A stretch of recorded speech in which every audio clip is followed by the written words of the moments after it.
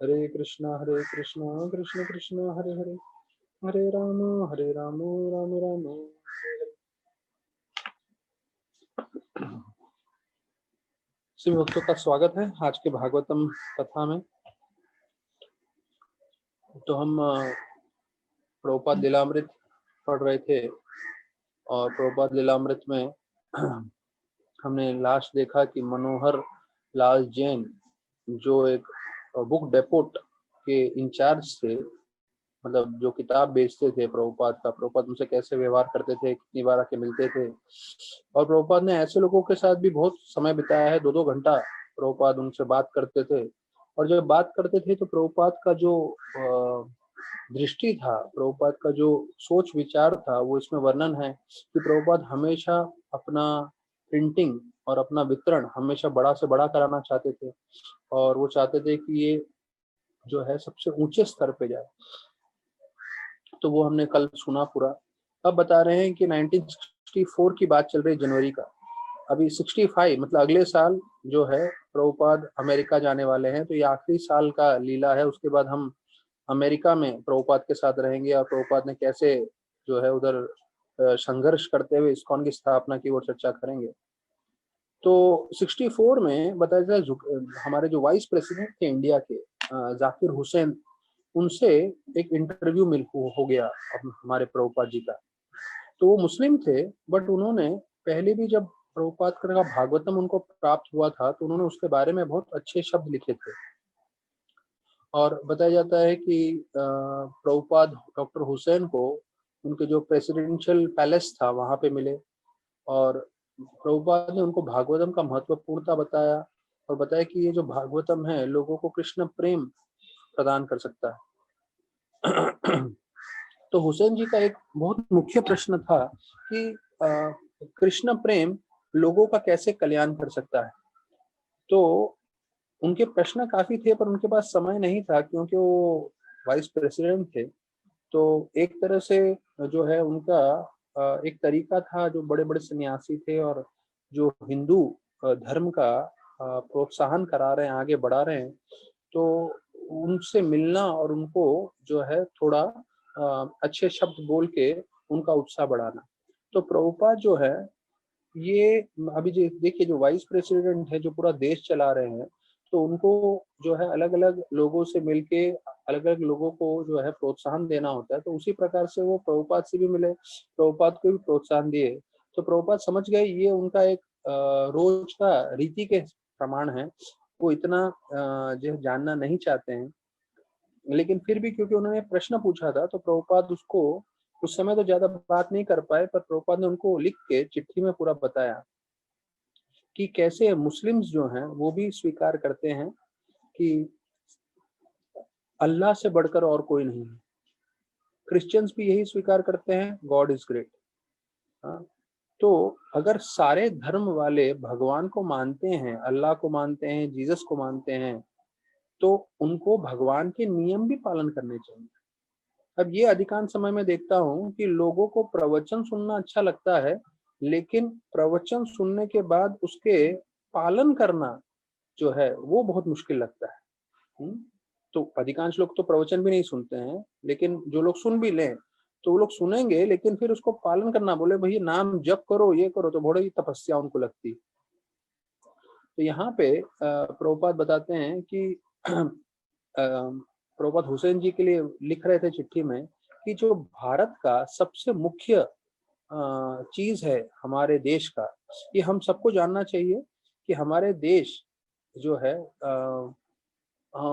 उसको जो है उसकी मुख्यता क्या है हमारे देश की, तो उसे बोलते हैं हमारे शास्त्र। जो हमारे शास्त्र है वो हमारे देश की असली असली बोलते हैं ना धन है। और ये जो है ज्ञान वो हमारे जीवन में परिवर्तन कर सकता है और दूसरे पूरे विश्व के भी। तो बोलते हैं कि पूरा हमारा जो भारत सरकार है वो पूरे भारत का कल्याण कर सकता है और पूरे विश्व का कल्याण कर सकता है। क्यों? क्योंकि Shrimad Bhagavatam is produced in India. अर्थात कोई अमेरिका का किसी ने कुछ बनाया हो तो उसका अमेरिका का ब्रांडिंग होता है, लेकिन ये जो भागवतम है वो भारत में प्रकट हुआ है। तो इसलिए जो है भारतवासियों का कर्तव्य है कि अपना उद्धार करके वो विश्व का भी उद्धार करे। अब ये जनवरी से सीधा मार्च में आ रहे हैं, तो कृष्णा पंडित जो है उन्होंने भक्तिवेदांत स्वामी जी के लिए स्पॉन्सर किया था राधा कृष्ण टेम्पल जो चिपीवाड़ा में रहते थे कि वो कुछ महीने जो है राधा वल्लभ जी मंदिर जो है वो वहां पे जाके रहे। तो कृष्णा पंडित जो उनका पहले ही चिपीवाड़ा में उन्होंने स्पॉन्सर किया था, उन्होंने उनको दूसरी जगह अरेंज प्रबंध करा दिया प्रभुपाद के रहने का। लेकिन प्रभुपाद वहां पे भी जाके उनका वही कार्य था। प्रभुपाद लिख रहे थे और वहां पे उनको एक और मौका मिला जहाँ पे वो लेक्चर दे पा रहे थे। तो बताया जाता है उन्होंने उनको 1500 रुपए भी दिए उस समय, तो वो भी यहाँ पे दिया गया है कि क्योंकि सन्यासी थे और उनके पास कहीं से भी धन अर्जित करने का तरीका नहीं था, तो कृष्ण पंडित ने 1500 रुपए दिए उस समय प्रभुपाद के निजी खर्चे के लिए, तो वो भी यहाँ वर्णन किया गया है। और फिर बताया जाता है जब वो राधा वल्लभ जी मंदिर में पहुंचे तो उन्होंने बड़ा पब्लिसिटी किया कि यहाँ पे वैष्णव साधु आए हैं, बड़े आचार्य हैं जो यहीं पे रहने वाले हैं, तो आप इनके सबका फायदा उठाइए। और प्रभुपाद ने जहां मौका मिल रहा था प्रभुपाद प्रवचन कर रहे थे, प्रभुपाद लोगों को भक्ति से जोड़ने की कोशिश कर रहे थे। अब देखिए प्रभुपाद अमेरिका में गए और अमेरिका में जाने का उद्देश्य यही था कि भारतीय जो है जिनको उन्होंने भक्ति देने का पूरा कोशिश किया। अब देखिए हमने कितने जगह देख रहे हैं प्रभुपाद लेक्चर दे रहे हैं, प्रोग्राम कर रहे हैं, पर कोई सीरियसली ले नहीं रहा है। सीरियसली लेना मतलब उसको अपने जीवन में पूरी तरह से उतारना और उसके हिसाब से जीवन व्यतीत करना। तो जब वो कोई व्यक्ति करता है तब उस पे पूरा भक्ति का प्रभाव पड़ता है और फिर वो दूसरों को भी मदद कर सकता है। तो भारतीयों से ज्यादा विदेशी लोगों ने किया। लेकिन ये प्रभुपाद के 1964 की बात है, 65 से स्थापना की, 77 में प्रभुपाद चले गए। लेकिन आज की तारीख में 2020 में सबसे शक्तिशाली जो है इस्कॉन इंडिया में है। 70% ऑफ इस्कॉन जो है अभी पूरे विश्व भर में हमारे 500 से भी ज्यादा मंदिर हैं और कांग्रीगेशन है, सब कुछ है। लेकिन आज एज ऑन 2020 आज के तारीख में 70% इस्कॉन सिर्फ भारत में और 30% पूरे विश्व में। अब आप ये स्टेटिस्टिक समझ लीजिए कि भारत में ही 70% इस्कॉन है, मतलब कितना विशाल हमारे पास जो है आध्यात्म का देने का शक्ति है। तो मैं एक आईवेस प्रोग्राम में हम टीचर्स लोग को बता रहे थे, तो उसमें बताया गया था कि हमारे कुल मिला के भारत में जो है 200 सेंटर है, 200 सेंटर ऑल ओवर इंडिया में आप भी देखें टीचिंग का। लेकिन हमारे इंडिया में गांव कितने हैं? 5.5 लाख।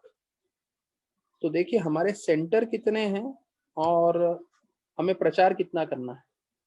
200 सेंटर हैं कुल मिला के आज की तारीख में 2020 में, और हमारे पूरे भारतवर्ष में जितने भी स्टेट्स हैं, सिटीज हैं, सब मिला के 5.5 लाख गांव है या 5.5 लाख जगह है जहां हमें पहुंचना है।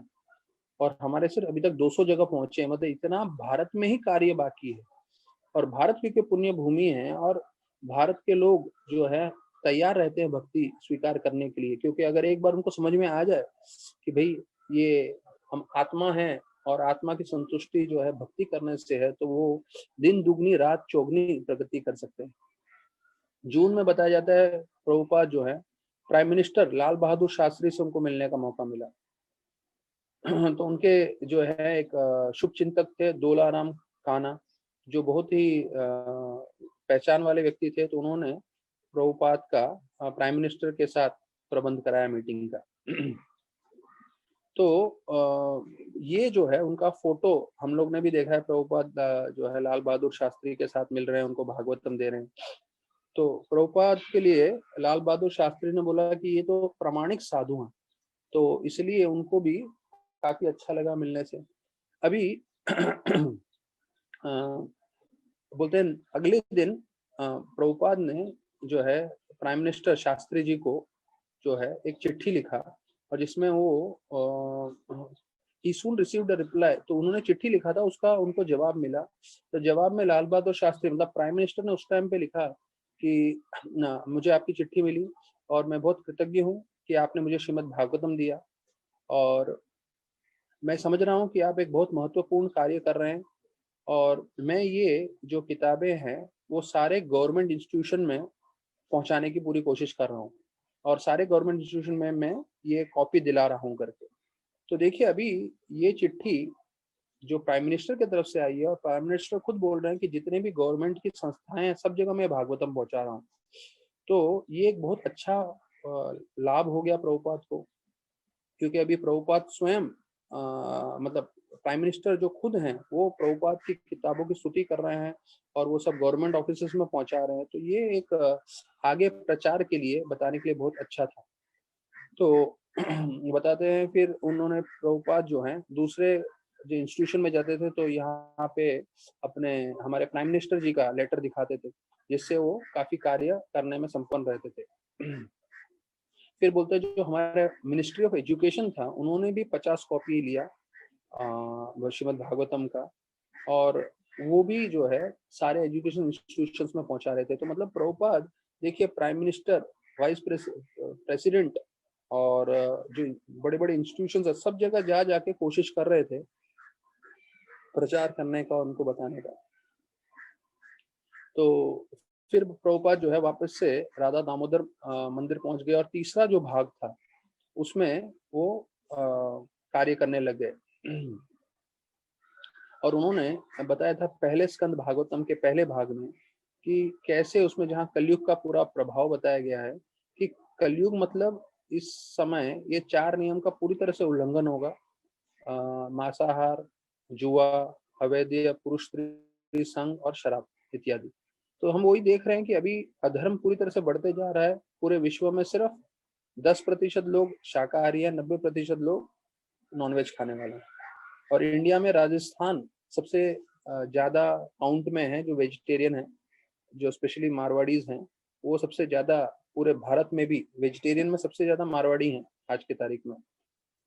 तो प्रभुपाद बतलाते थे कि ये जो कलयुग का प्रभाव है उसको रोकने का एक ही तरीका है, वो है श्रीमद् भागवतम, वो है भक्ति। नहीं तो ये बीमारी जो है इतनी आसानी से जाएगी नहीं। तो प्रभुपाद स्वयं बताते हैं, प्रभुपाद एक जगह प्रेम कुटीर पहुंचे थे। तो प्रभुपाद बोलते हैं कि मैं उधर किताब बांट रहा था तो कई लोग मेरी निंदा करने लग गए।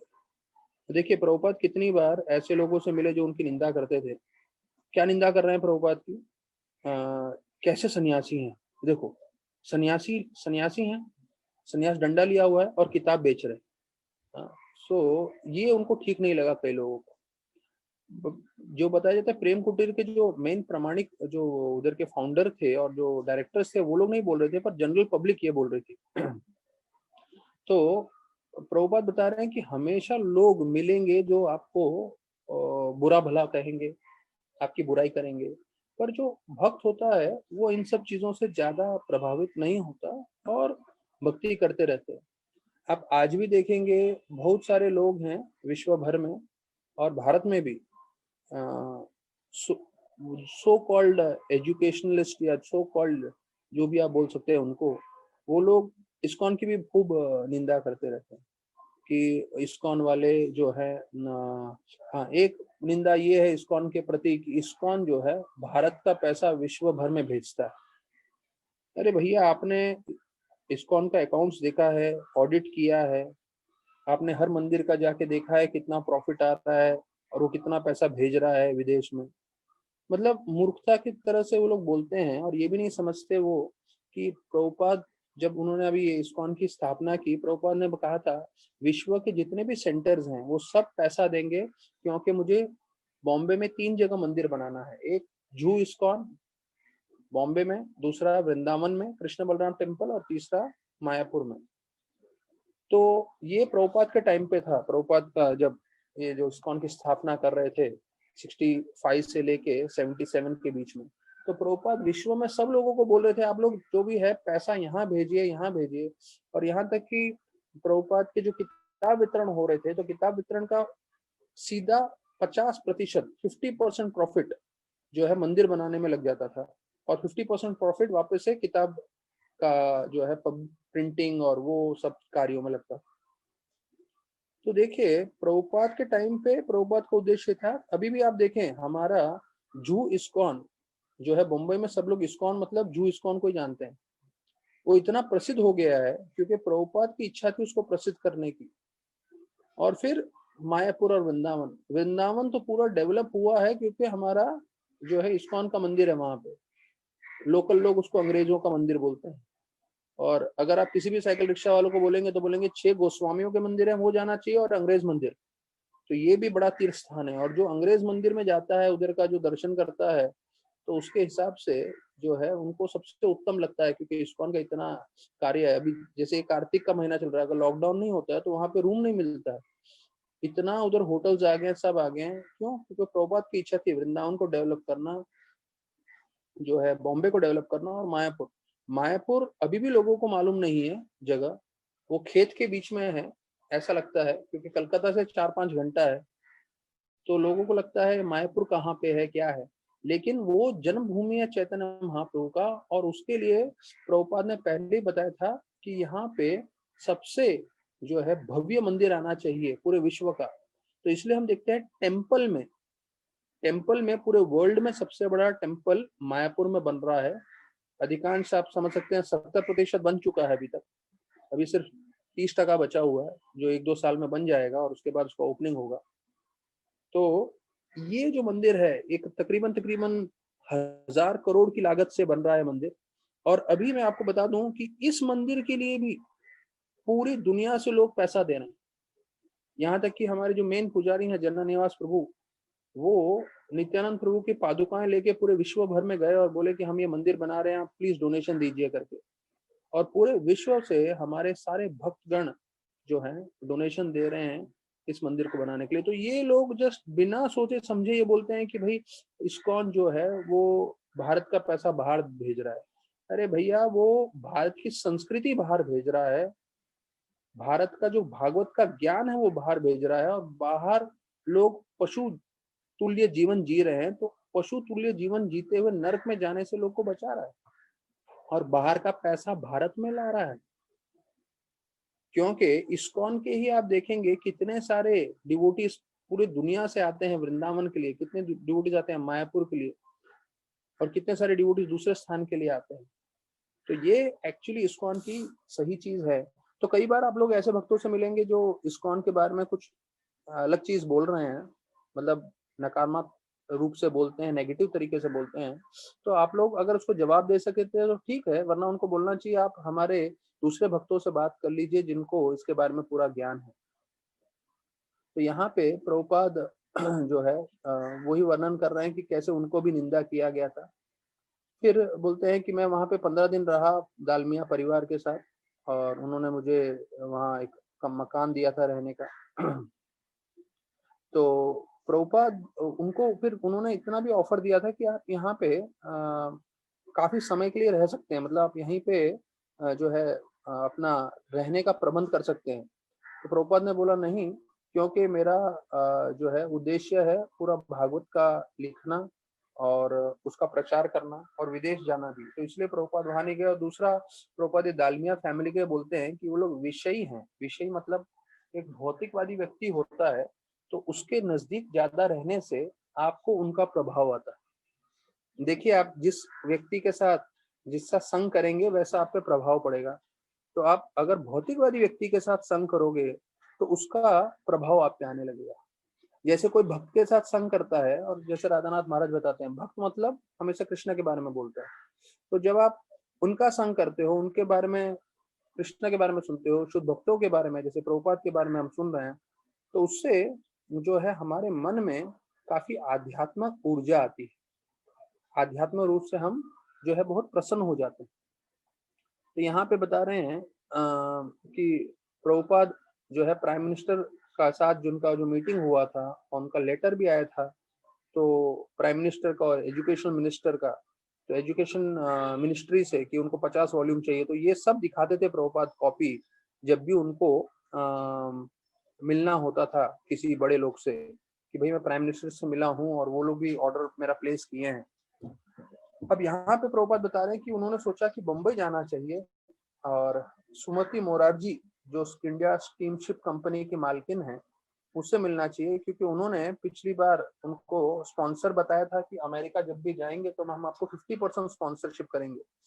तो उनको लगा कि कम से कम वो जो है भागवतम मेरा प्रिंटिंग करने के लिए स्पॉन्सरशिप अवश्य देंगे करके।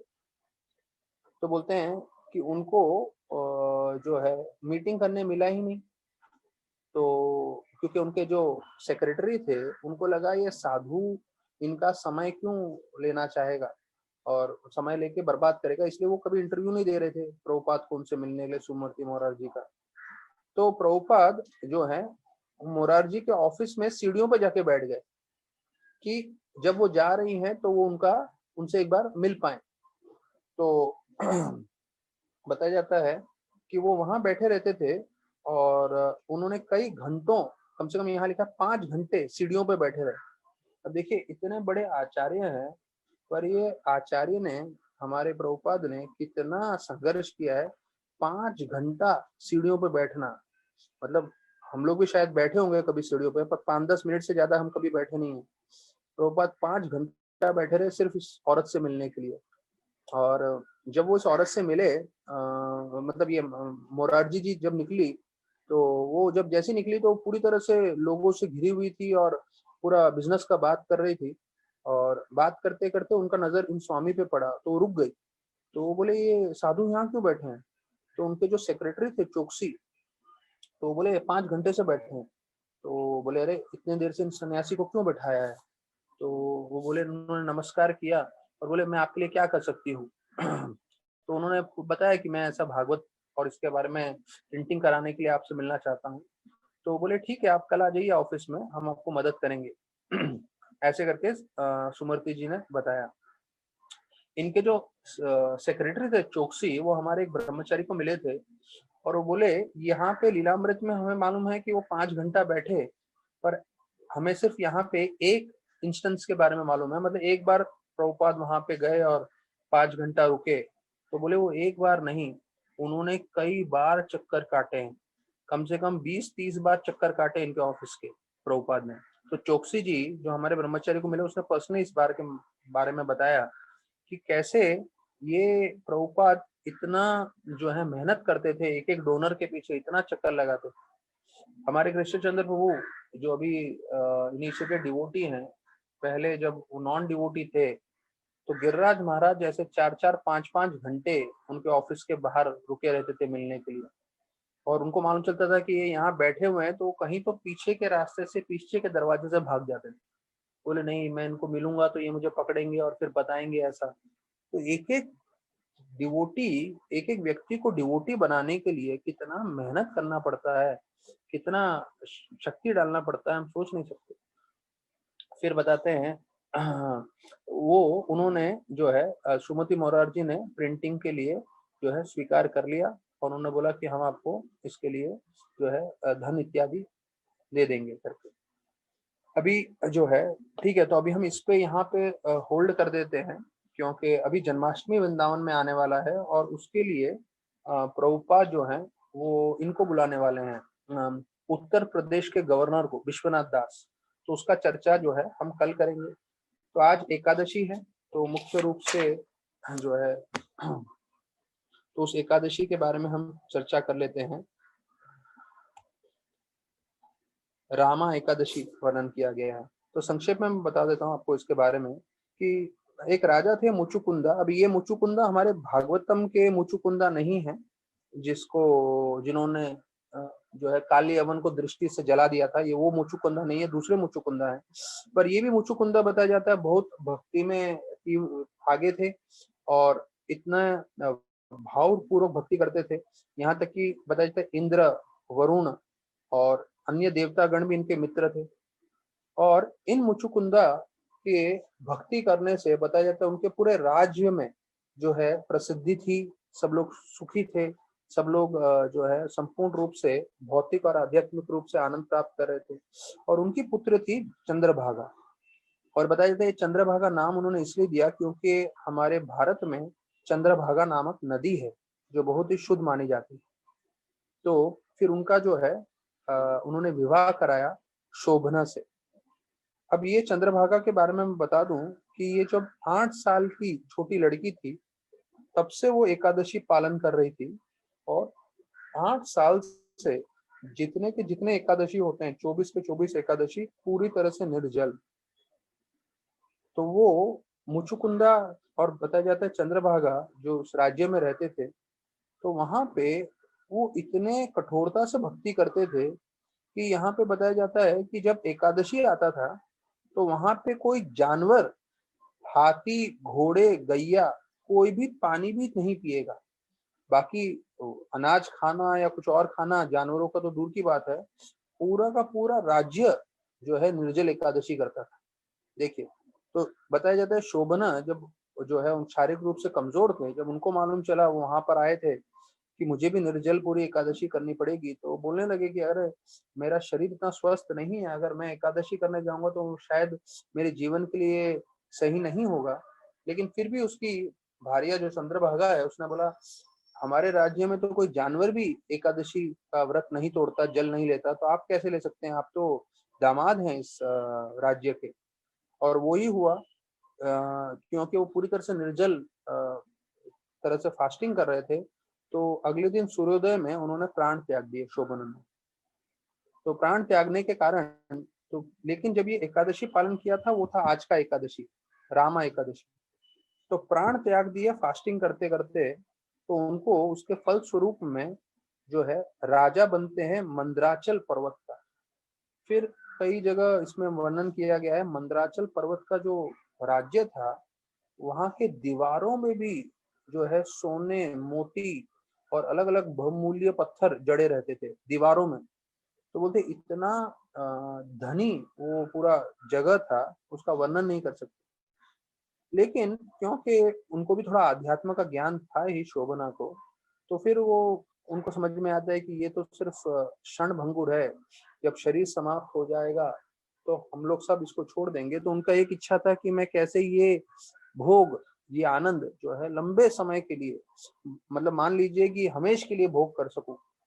तो बताया जाता है कि ये शोभन फिर अपने वापस से बीवी से मिलते हैं चंद्रभागा से, और ये चंद्रभागा बोलती है कि आज मैं आपको ये फल देती हूँ कि मैंने जो भी तपस्या किया है 8 साल की उम्र से अभी तक, सारे के सारे एकादशी पूरी तरह से निर्जल, वो मैं सारा फल आपको प्रदान देती हूँ, जिससे आप ये जो राज्य है वो हमेश के लिए भोग सके। तो ये जो लंबे समय के लिए भोग करने की इच्छा थी, तो बताया जाता है ये राज्य तब तक टिकता है जब तक पूरा सृष्टि का विनाश न हो। आप कह सकते हैं कि ब्रह्मा के एक रात तक। तो ब्रह्मा के एक रात में 1000 दिव्य युग आते हैं, 4 युग का जो एक युग बनता है, दिव्य युग।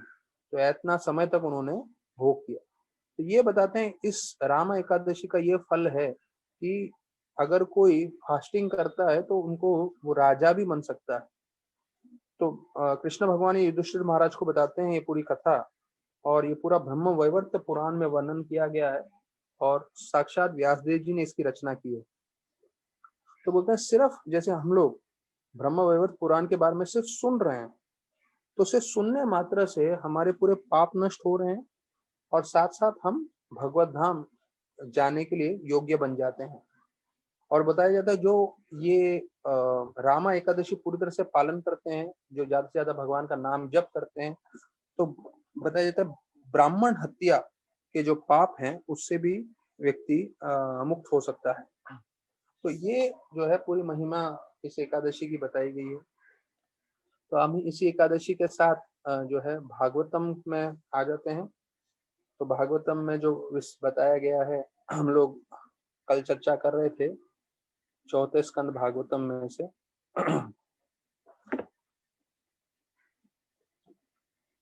तो ये जो कथा हम लोग चर्चा कर रहे हैं वो बहुत महत्वपूर्ण है, क्योंकि अधिकांश लोग जो हैं ध्रुव महाराज के स्तर के लोग होंगे कि जो भक्ति में आए हैं शुद्ध भक्ति प्राप्त करने के लिए नहीं, भक्ति में इसलिए आए हैं क्योंकि वो बहुत जो है, जैसे बोलते हैं ना, आर्थो जिज्ञासुर अर्थार्थी, जो आर्थो होते हैं, जो बहुत दुखी होते हैं, वो लोग ज्यादा भक्ति में आते हैं।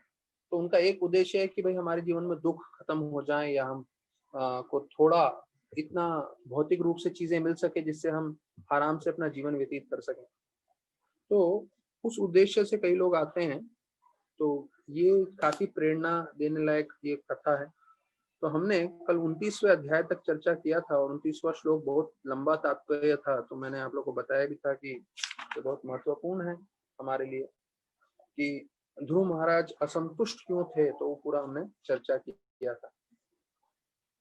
अभी ध्रुव महाराज अपने दुख का कारण बता रहे हैं 30 से 35वें श्लोक में। तो ये 5 श्लोकों में वो बता रहे हैं कि क्यों मैंने बड़ी गलती की, भगवान की भक्ति की, पर भगवान की भक्ति करते हुए मैंने शुद्ध भक्ति नहीं की, भौतिक इच्छाएं रखी।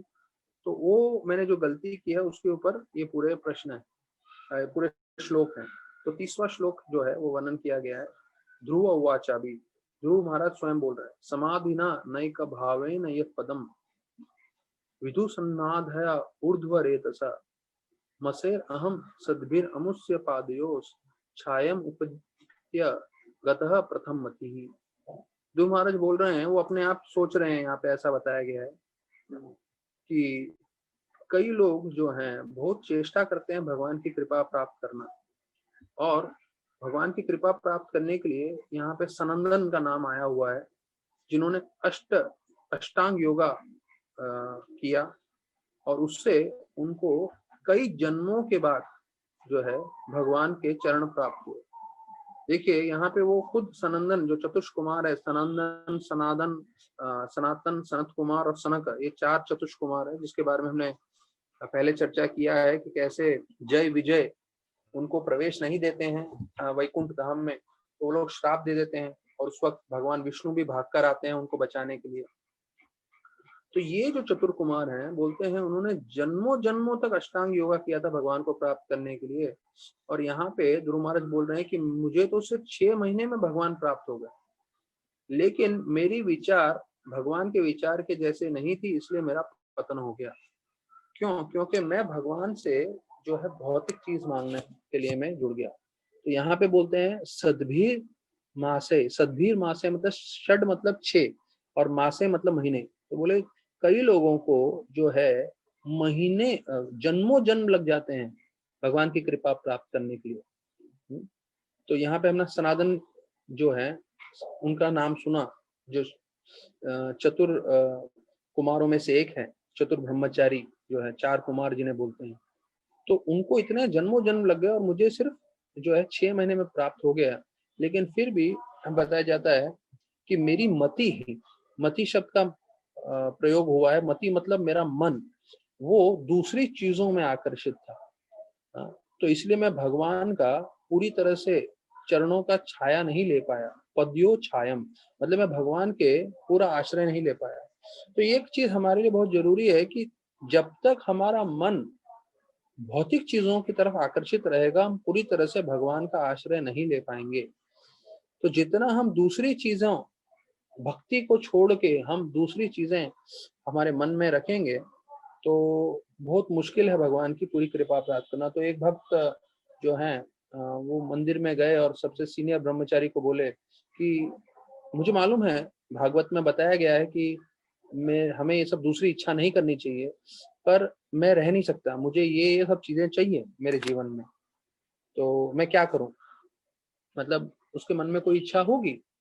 तो सीनियर ब्रह्मचारी ने उनको जवाब दिया, आप भगवान के पास जाइए और ये सब इच्छा बोल दीजिए कि मेरी ये इच्छा है, और फिर आखिरी में एक और प्रार्थना करिएगा कि भगवान आपको तो मालूम है कि मुझे ये सब इच्छा नहीं करनी चाहिए, पर ये सब मैं इच्छा कर रहा हूँ, पर आप जो है मेरा जो है ध्यान रखिएगा, इन सब इच्छाओं के साथ भी मैं भक्ति करता रहूं, और अंत में ये सब इच्छाएं मेरी जो है मेरे मन से हट जाए, और अंत में कम से कम मैं सिर्फ आप ही की भक्ति की इच्छा करूं। तो ऐसे करके आप प्रार्थना करिए, मतलब सब इच्छा बोल दीजिए कि मुझे ये चाहिए, ये चाहिए, ये चाहिए, लेकिन साथ में ये भी बोल दीजिए कि मेरा आसक्ति है इसलिए ये सब मैं इच्छा मांग रहा हूँ, पर आप जो है मुझे संभाल लीजिएगा। तो ब्रह्मचारी ने ऐसे ही किया, और वो प्रवचन में बता भी रहे थे कि कैसे उनको मार्गदर्शन किया गया। तो ये हमारे लिए बहुत जरूरी है कि हम भी जो हैं बहुत सारे हमारे मन में भी इच्छाएं होंगे, तो प्रार्थना करिए भगवान से, और लेकिन साथ में ये भी प्रार्थना कर लीजिए कि मेरे मन में ये सब इच्छाएं हैं वो आप संभाल लीजिए, क्योंकि मैं अंत में तो आपकी शुद्ध भक्ति करना चाहता हूँ। तो ध्रुव महाराज समझ गए कि भगवान ने उनको 36,000 साल तक राज्य करने का मौका दिया। क्यों?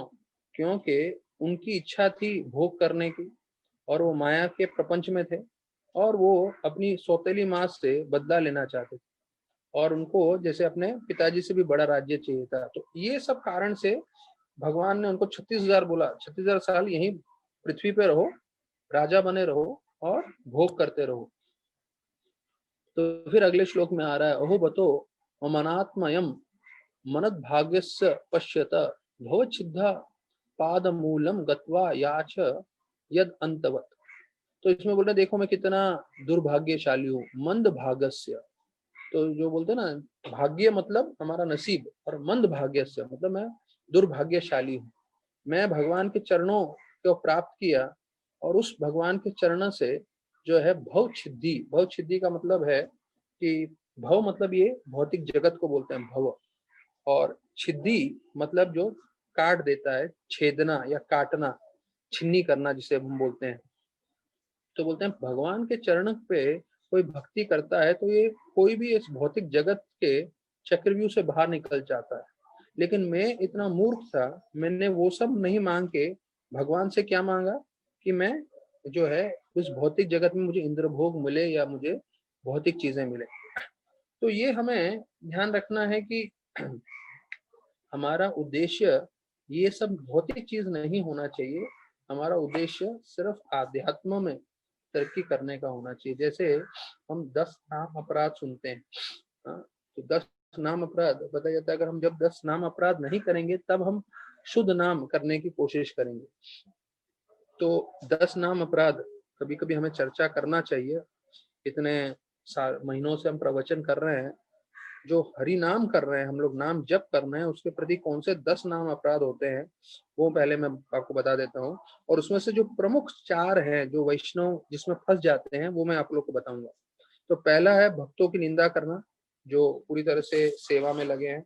दूसरा, ब्रह्मा और शिव को भगवान विष्णु के समान समझना या उनसे स्वतंत्र समझना। गुरु की आज्ञा का, गुरु के शिक्षण का आज्ञा का पालन नहीं करना। शास्त्रों की निंदा करना। और हरे कृष्णा महामंत्र की जो महिमा है उसको काल्पनिक समझना, या हरे कृष्णा महामंत्र पे अपनी खुद की कोई टिप्पणी देना, उसके बारे में मतलब खुद से बना के बताना। 7वां, हरिनाम की शक्ति पे पाप कार्य करना। 8वां, कि हरे कृष्णा महामंत्र एक शुभ पुण्यवान कार्य है जो वैदिक शास्त्रों में दिया गया है, कर्मकांड में विशेष रूप से। 9वां, कोई अश्रद्धालु व्यक्ति को हरि नाम की महिमा बताना। और 10वां, पूरी श्रद्धा नहीं रखना जप में, और जप करते हुए भी पूरी तरह से भौतिक आसक्ति बनाए रखना, और इतने सारे शिक्षण सुनने के बाद भी उसका असर न होना, और विशेष रूप से जप करते समय ध्यान न देना। तो ये जो है 10 नाम अपराध बताए जाते हैं। तो इसमें से मैं सबसे प्रमुख आप लोगों को बोलूंगा, जो है मैंने एक मार्क किए हैं, पहला, तीसरा, 7वां और 10वां है। मैं बताता हूँ क्यों। क्योंकि दूसरा मतलब जब भक्तों को मालूम चल जाता है कि विष्णु भगवान सर्वोत्तम है, तो वो कोई भी भक्त विष्णु भगवान को ब्रह्मा और शिव के समान नहीं करने वाला है, तो वो छोड़ दीजिए आप। वैदिक शास्त्र तो हम लोग पढ़ते हैं तो उसको हम निंदा नहीं करने वाले हैं, तो वो चौथा हो गया।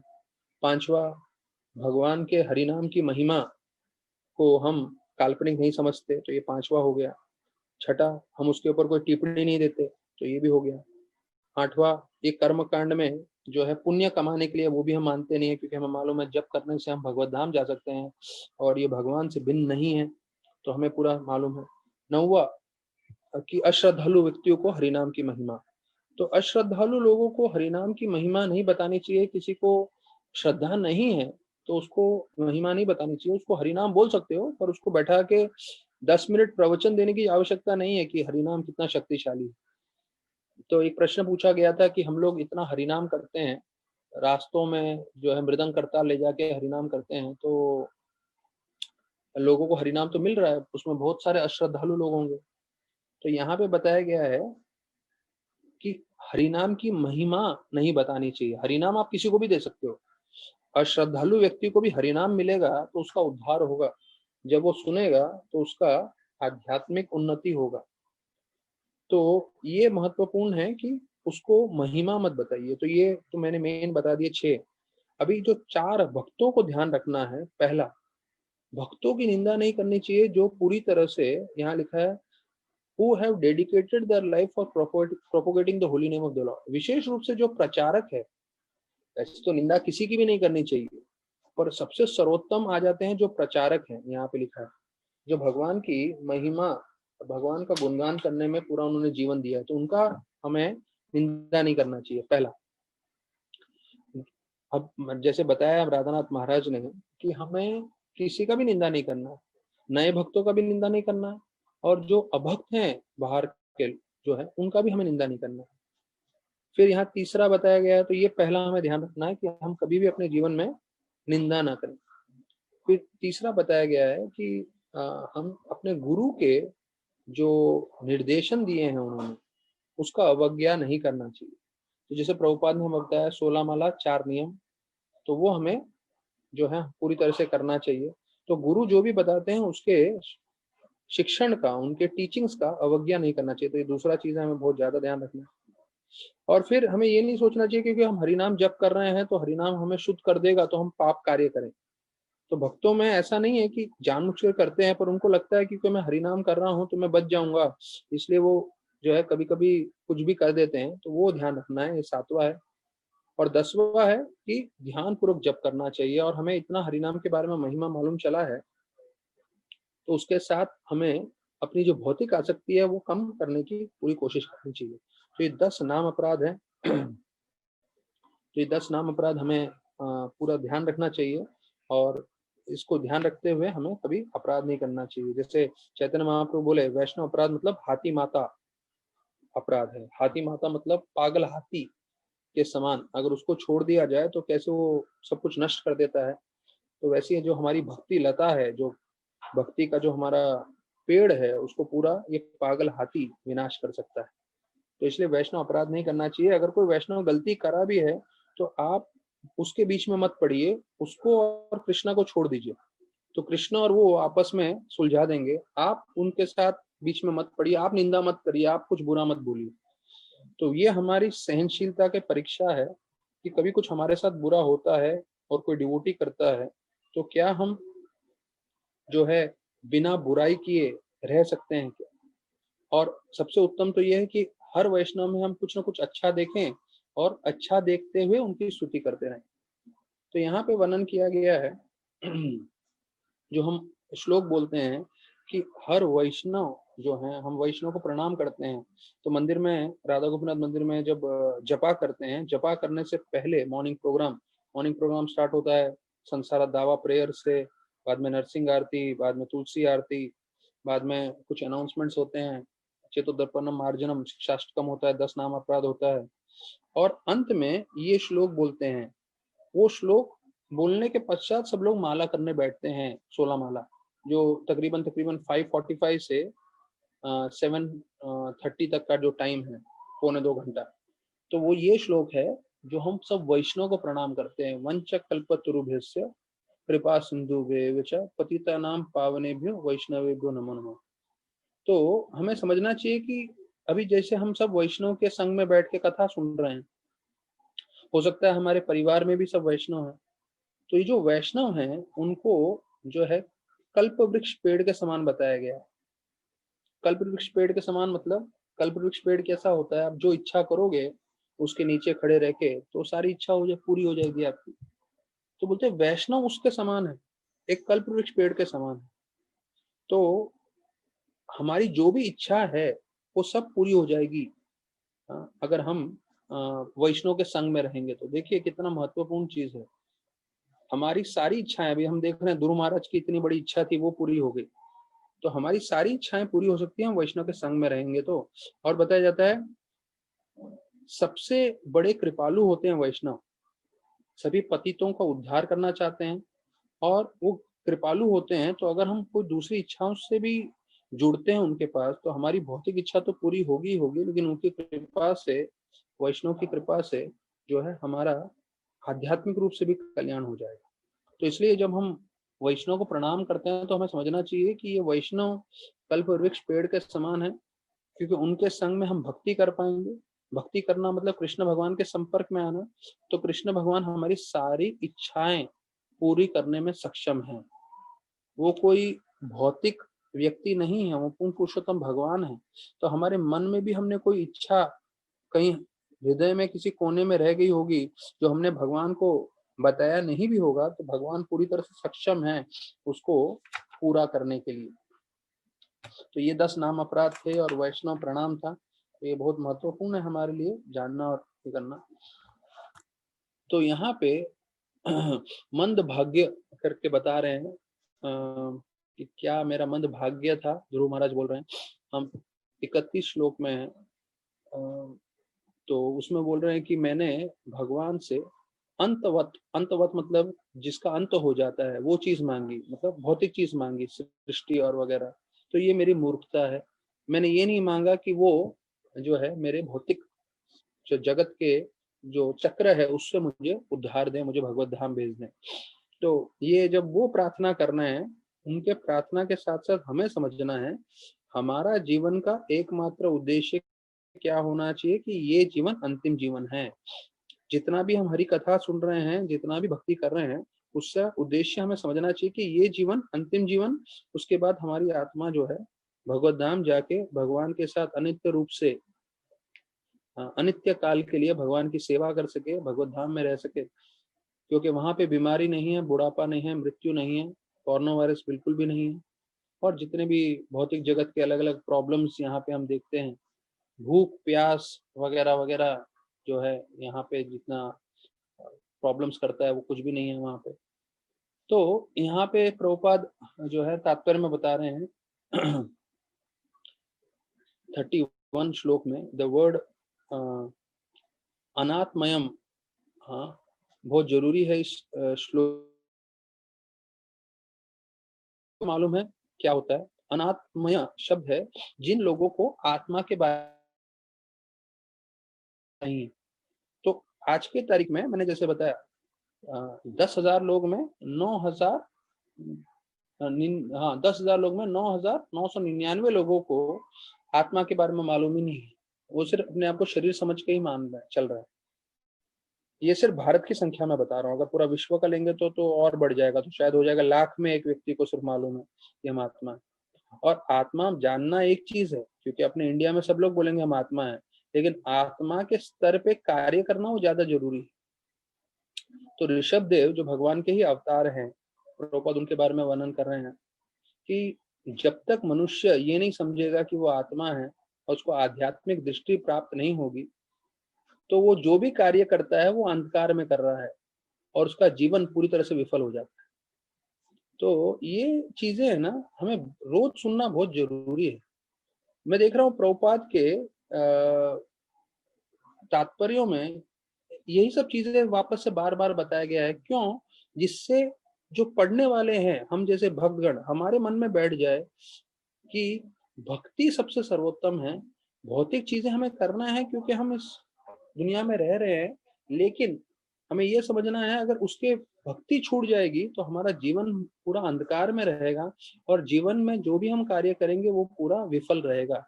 It will, and this brings only defeat in life.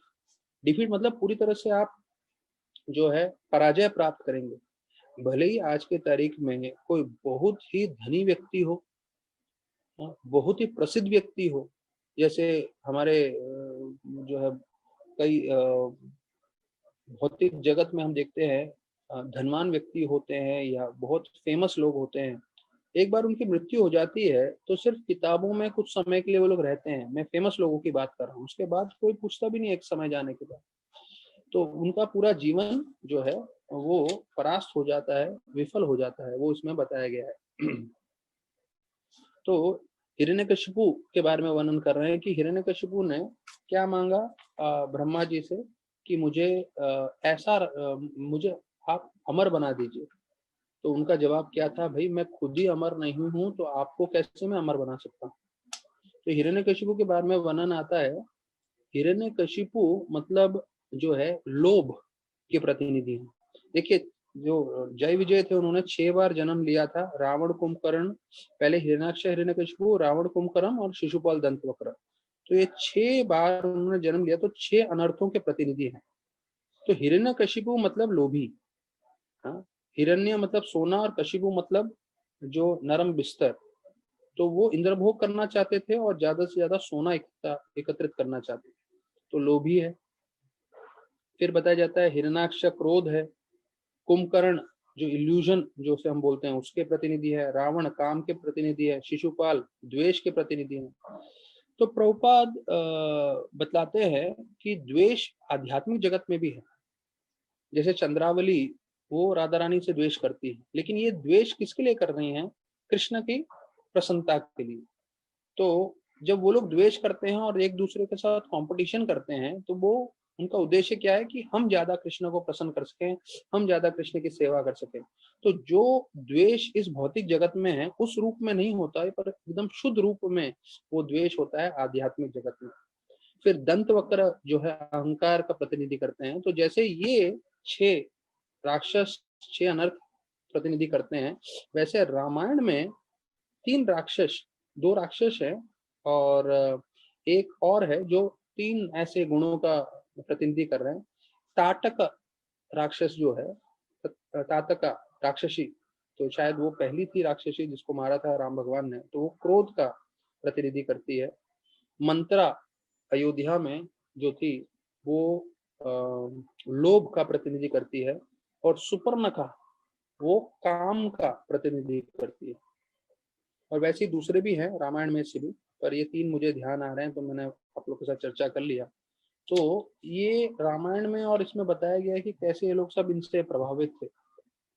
तो हिरण्यकशिपु ब्रह्मा से बोलते हैं मुझे आप अमर कर दीजिए। तो बोले मैं खुद ही अमर नहीं हूँ, आपको कैसे अमर बना सकता हूँ।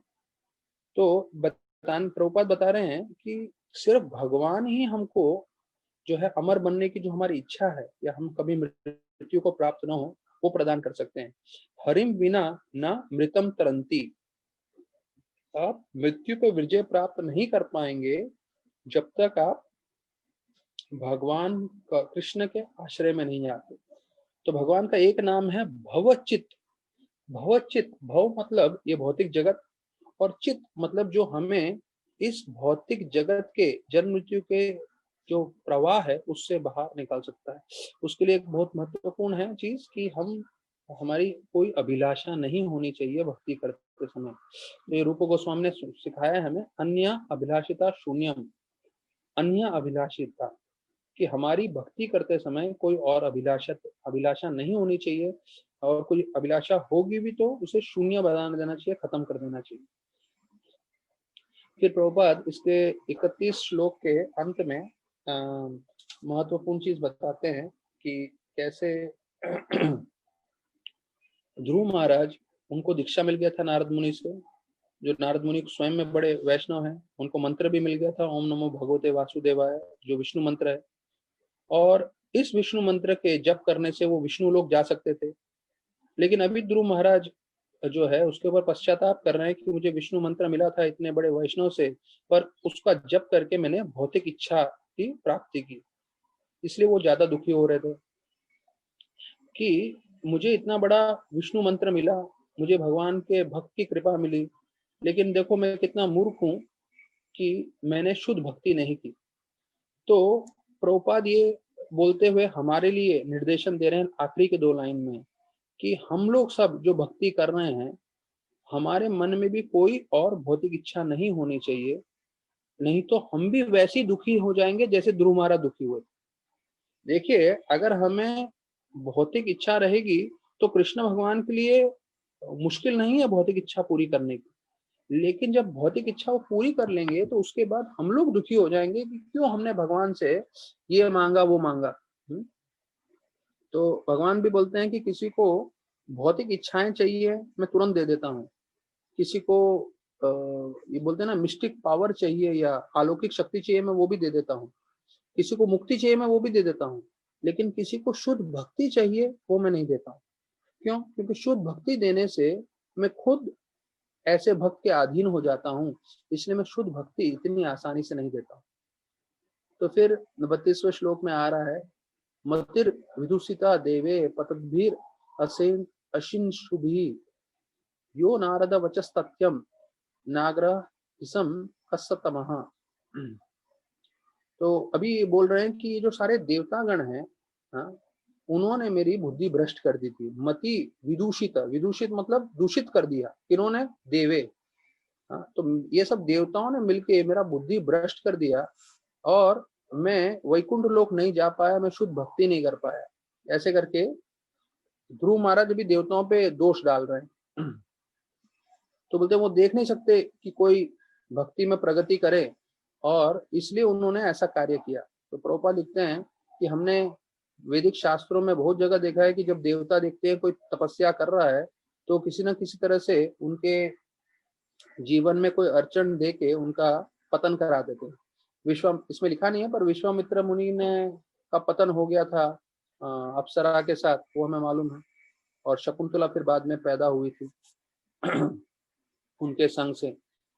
तो उन्होंने शकुंतला का क्या सुना था? सिर्फ पैर का पायल, शकुंतला का नहीं, उनकी माता का, जो अप्सरा भेजी थी। तो उनके सिर्फ पैर का पायल सुन के विचलित हो गए। तो एक भक्त बता रहे थे, अगर विश्वामित्र मुनि के पास स्मार्टफोन होता था तो कितने विचलित हो जाते थे, इंटरनेट होता था और जो है फेसबुक पे उनका अकाउंट होता था तो कितने विचलित होते थे। सिर्फ पैर का पायल सुन के वो इतने विचलित हो गए। तो हम लोग सोचिए कितना रिस्क में घूम रहे हैं।